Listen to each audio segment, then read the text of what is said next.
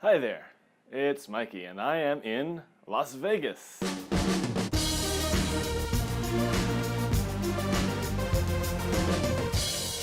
It's my first time. I came here for the Mr. Olympia competition and expo, which is happening tomorrow, so this is day 0. There's nothing as big in the bodybuilding calendar as the Mr. Olympia. It is the top, it is the most important thing. And it's kind of a little bit of a commitment to come here. It's signaling something psychologically, that this is something that I'm interested in and that I can't sort of hide it or be coy about it anymore. It's basically the total opposite of stealing a little glance at a bodybuilding magazine on a magazine rack in a store and then quickly putting it away and looking at the National Geographic or the Economist, because if a friend of yours happens by, they'll be like, oh yes, that's something that you would want to read.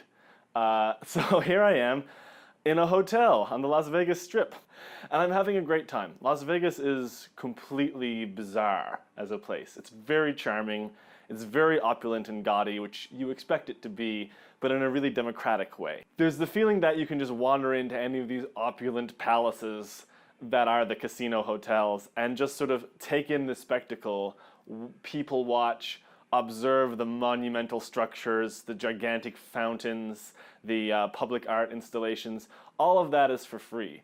And it feels like Vegas is extending its hand to you to be like, we want you to be part of this. We don't want you to walk through here feeling that you are not welcome or that you are out of place. Despite the fact that there's all kinds of luxury stores with, you know, $600 sweaters and so forth, which most people could never dream of affording. Despite that fact, walking through the Strip, you're just surrounded by so many different kinds of people, and there's so much going on, and your eyes are just overwhelmed by all of it.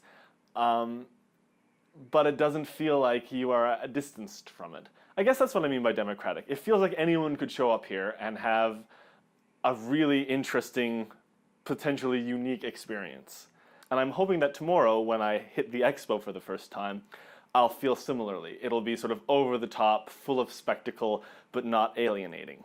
This will be my second time going to a bodybuilding and fitness expo. I did hit the Toronto Pro Show earlier in the summer, which was a nice sort of warm-up lap. I was surprised at the Toronto Pro Show. I had similar feelings of nervousness when I showed up. I went there with 2 really good friends, both of whom are more veteran in the bodybuilding scene than I am, and both of whom are more well-developed than I am. But I didn't feel like the junior third wheel. At no point did I feel like I wasn't supposed to be there, or at no point did I feel like I was a sham walking around on 2 legs. It was basically a really nice, interesting time. It was crowded. It was loud. I was kind of surprised that despite the fact that I was surrounded by all kinds of really hyper-developed, super muscular dudes, I never felt out of place. I never felt scared. I never felt like they were going to say something for me. You know, it was surprising how relaxed I was the whole time. At the Olympia, I'm most looking forward to seeing a bunch of famous and semi-famous people in the bodybuilding and fitness industries who I've perhaps followed on social media or admired or taken inspiration from. And, you know, seeing what they are like in the flesh.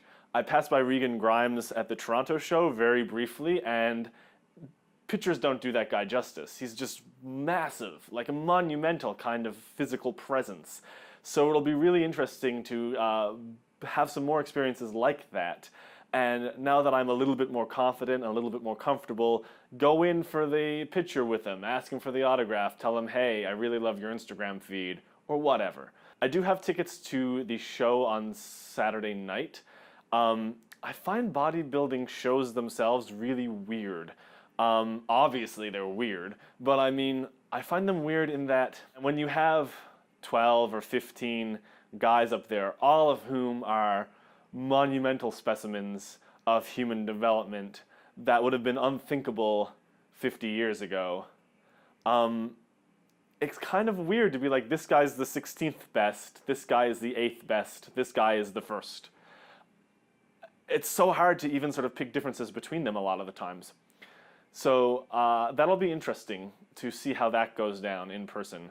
And I guess the other feelings I'm feeling are things like anxiety, fear, the old feeling that maybe I'm not ready for this, I should have put this off for a year or two, or that I'll show up and I'll just feel like a total fraud, you know, the 180-pound weakling in a ridiculous tank top, that whole thing. So hopefully those fears will go unfounded. We'll have to see how I feel tomorrow after the first day. I